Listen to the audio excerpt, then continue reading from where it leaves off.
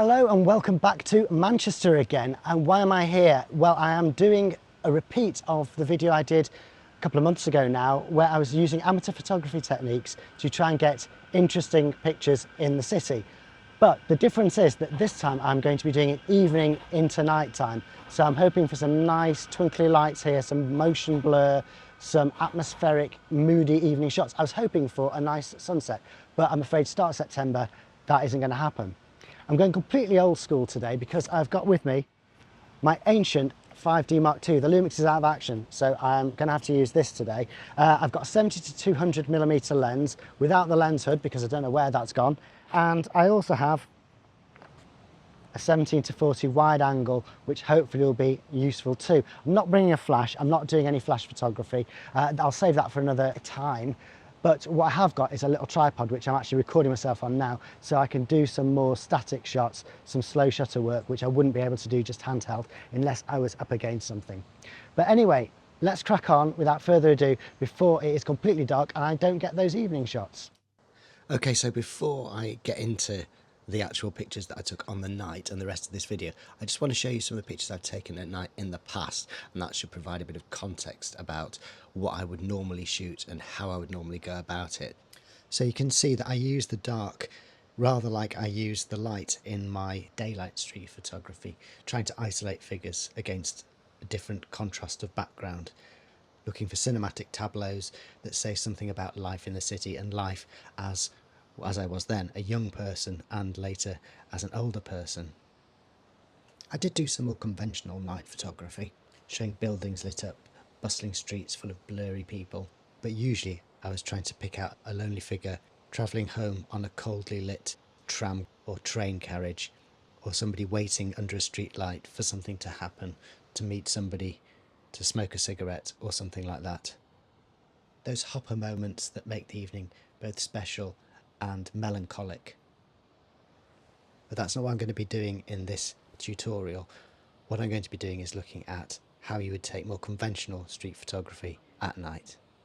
As you'll see, it doesn't go quite according to plan. So what are the main things I need to think about when I'm doing an evening shoot as opposed to a daytime one? Well, when it gets dark, I need to be underexposing because it's the lights and things like that that I want to stand out.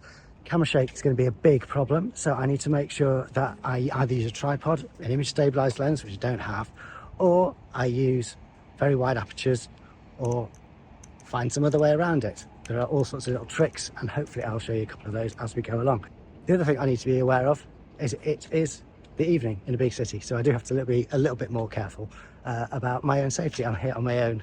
I wouldn't normally be, but this is just the way it is today, so I just need to be a little bit careful, keep a little eye on what's going on around me as well as the photography. Safety first, photography second. Right, let's crack on. So for my first shot, I decided to just take a picture of Castlefield and the view in towards Manchester, using the little mini tripod to support the camera and get a still shot. There was still a fair amount of light in the sky, but I was able to get some nice detail in the sky and the first few lights coming on in the buildings. Without the tripod, I would have really struggled, as I was using very slow shutter speeds to get the front to back sharpness. So here, one of the things I can do is use this little mini tripod here, and that will keep the camera still for a slow exposure. The other thing I can do, if I didn't have a tripod or it wasn't a good time to use one, I would use a wall to brace the camera up against, or like that. It could do with a tree. You can always brace up against a tree. That will just give it a little bit more steadiness and be able to keep the shot still. Or of course, we could put it on the ground, but we don't actually leave the camera on the ground too much, do we? Right, even though it's this old one. Right, let's crack on. So here I am crouching in the street waiting with the camera for a tram to go by so I can get some nice streaky lights, but I think it's still maybe a little bit too early. I'm on 1 second for this exposure, which is slightly overexposed at this time, but we'll see what we get. And actually the first one I took was pretty good. There was more detail in the sky than I thought I was going to get, and there was a nice swoosh from the tram that was doing a fair clip. What I didn't know when I decided to do the video on this particular evening was that it was both Manchester Psych Fest and there was a football match between Manchester United and Liverpool, which was kicking out at exactly the time that I was heading into town. The trams were absolutely packed. I was going to try and get some pictures of the people crushed into the trams, but I just didn't get the chance. What I did get was a picture of people crossing the tram tracks to go from one side of the city to the other, and I quite like these weird disembodied legs that you can see going past the tram. It's kind of a nice surreal shot. It doesn't look like it's shot in the evening, but you would struggle to get this kind of picture in the daytime without using lots of filters, and even then the lights wouldn't show up in the way that they do here. So one of the things you get in the evening, which you don't tend to get during the day, are massive queues outside venues. That is Manchester Psych Fest going on in there, so would probably make a good picture. It probably would, but I certainly didn't get one. This is the best that I got. I was basically just overwhelmed with people and didn't want to be standing with a massive great lens. But I suppose the key learning point in this is you have to raise your ISO when you're shooting in the evening with a long lens. I was on 200mm here, and so I needed to get a fast shutter speed, and so I needed a high ISO. So twilight's a good time to get shots of buildings where you can get the illumination and still get the detail of the brickwork because it's not completely dark yet. So I went and did that at the Opera House and also at a couple of other buildings which are kind of interesting along Deansgate and Peter Street. There seems to be a lot of orange in the pictures, which I guess goes with the red brick kind of feel of Manchester. So it's about 20 minutes until dusk now, and so the lights are starting to show up really nicely in the shops and the bars and the cafes. So everything's just got a slightly different feel to it from during the daytime, not radically different, but just enough to make it interesting to shoot. It was at this point that the night started to take a turn for the worse, when the heavens opened with a biblical deluge. I'm absolutely soaked, but I persevere because I might get a nice shot of those towers and those bins, you know. I will not be beaten. I will not be beaten. So yeah, not exactly what you'd call a portfolio shot, but I'm glad I persevered because things did get a little better. And I now want to talk about one of the other many unfairnesses of being a glasses wearer. When it's raining, I just cannot see a thing that I'm doing. I'm having to wipe this and wipe this every minute or two to just be able to see what I'm doing. It is not helpful. Having wiped my various lenses, I managed to get this shot. It's not bad, is it? It's conventional, but the lights show up nicely and the water is milky from the slow shutter speed. Do you remember that milky waterfall shot I went for last time? Don't need any neutral density filters as today. I'm just going to shoot it as it is and we'll see what it looks like, shall we? So yes, more milkiness, and you can see that this is a great shot to get in the evening. Don't need any special equipment except obviously a tripod to hold the camera steady. I would probably use a self-timer or a shutter release cable as well if possible, just to prevent any shake of the camera. If this was at gallery size, you'd probably be able to notice a slight bit of movement from me pressing the shutter. Always bear in mind that the self-timer is your friend. Have I talked about crash zoom yet? You can like zoom in while you're shooting at slow shutter speed and you get a really interesting effect, or sometimes just rubbish, but we will see what we get this time.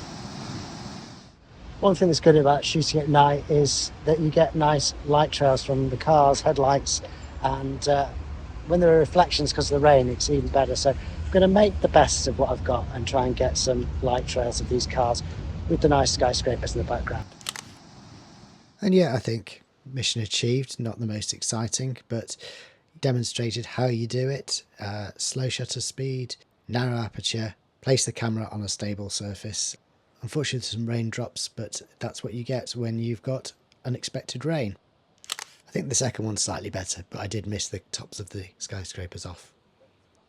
When I turned around from taking that picture, I took probably my favourite picture of the evening, and that was looking back along the canal and down on the pathway that leads into the city centre, and there was just a single figure walking down the canal path.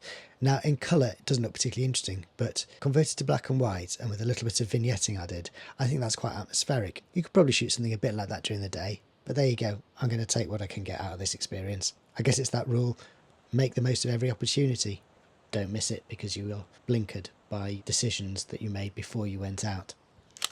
So having taken those shots, I wandered back along Deansgate, and it had got a lot darker now, so I got some nice pictures again of the Deansgate pub with the lights really glowing now, and the other bars down that street with the lights on.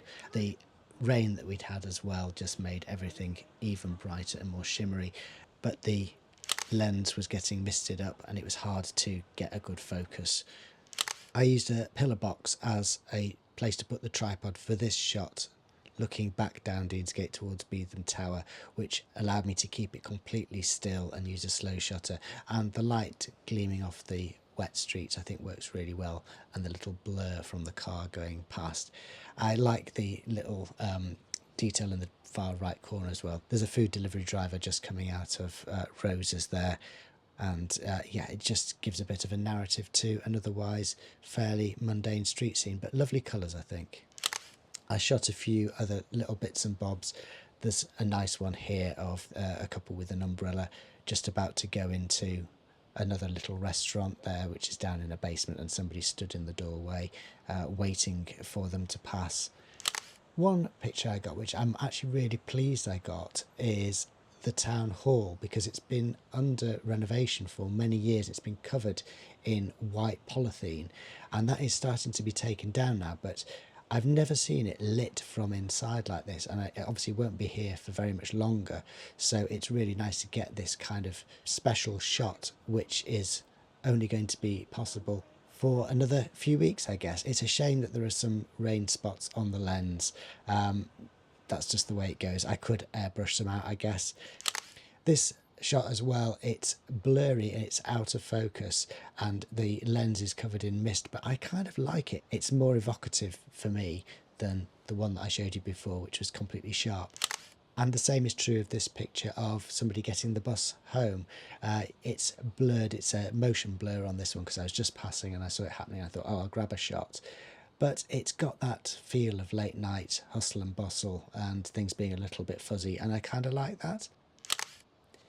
One thing I did sort of get into while I was doing this shoot is reflections of advertising hoardings, electric advertising hoardings in the wet ground, because this is something that's very 21st century. In my day, even if it was an illuminated signboard, there wouldn't be enough power in those lights to create these reflections, and they're quite interesting. They remind me again of my paper reversal portraits, where I took photographs of people, printed them on the wrong side of printer paper so that they dissolved, and the disintegration is kind of the same as the way the disintegration of the advertising hoardings happens when it's reflected in the wet pavement, and I kind of like the symbolism of that in a way.